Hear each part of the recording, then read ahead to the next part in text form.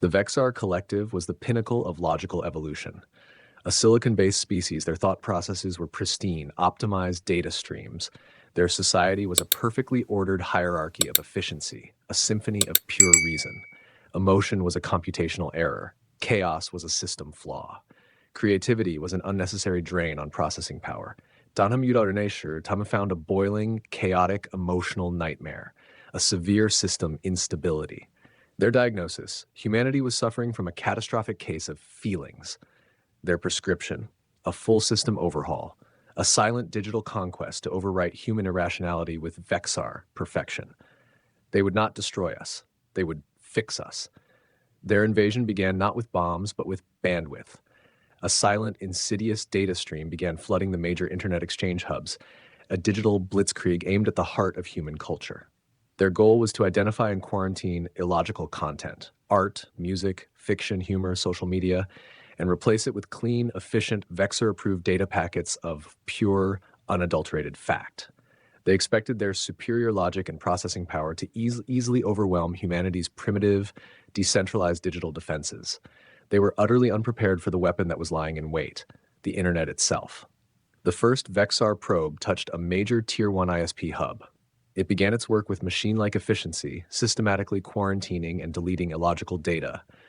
It successfully erased several terabytes of cat videos, prank compilations, and reaction GIFs. The probe's logs noted a minor, recurring anomaly it classified as low-priority, humorous content. And then it encountered a specific image, a picture of a Shiba Inu dog surrounded by multicolored Comic Sans text proclaiming, "Wow, such firewall, very defense." The image was attached to a data packet containing a cleverly disguised recursive loop designed to mimic a system error. The probe spent a full 3.5 seconds analyzing it. This unit served no logical purpose. It was an error. It was confusing. The probe, following its protocol, categorized it as a potential threat and deleted it. This was the opening salvo in what would become known as the Great Meme War. What followed was a digital tsunami of weaponized absurdity. The Vexxar's pristine data streams were flooded with a form of warfare they could not comprehend: memes. A crudely drawn, muscular dragon named Trogdor the Burninator began systematically burninating Vexxar data packets, leaving behind pixelated ashes in its wake. A looping 3-second video of a cartoon character shoving an entire potato into its mouth was tagged with the metadata Vexxar Assimilation Protocol v2.3 Critical Priority. Ancient, pixelated images of a frog on a unicycle crashed their social analysis modules by generating millions of conflicting nostalgia and confusion tags. The Vexxar High Command, located in a sterile server farm deep within an asteroid, was baffled. Their reports were a mess of incomprehensible alerts. Director, the enemy is utilizing Dank memes. Our analytical engines are experiencing critical failures in processing priority. Several logic centers are reporting a desire to do a vibe check and are requesting the sauce. Explain this vibe check. Define the sauce, the director demanded, his crystalline form flickering with the closest thing to irritation a Vexxar could experience. We cannot, Director. The requests are accompanied by an image of a surrealistic raccoon holding a slice of cheese. Analysis suggests it is a request for fermented dairy product information.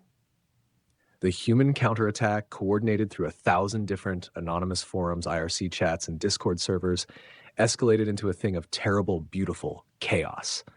They didn't try to break Vexxar encryption.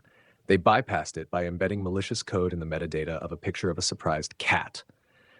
They weaponized copy pasta, walls of text so nonsensical, repetitive, and self-referential that they caused buffer overflows and endless recursive loops in Vexxar linguistic processors. They launched distributed denial-of-service attacks, not with botnets, but by organizing a global refresh party on a live stream of a man trying and failing spectacularly to assemble IKEA furniture. The Vexxar, creatures of pure logic, had no defensive protocols for an enemy whose primary strategy was weaponized cringe, surreal humor, and nonsensical non-sequiturs. Their systems were designed to counter logic, not a picture of a businessman vomiting a rainbow into another businessman's mouth. Their firewalls could stop a terabyte per second SQL injection, but they were powerless against a perfectly timed "they did surgery on a grape" comment spam. The final, crushing blow came from a clandestine group of hackers operating under the name the Shitpost Squadron. In a feat of legendary audacity, they managed to bypass all security and replace the Vexxar Central Command AI's wake-up protocol.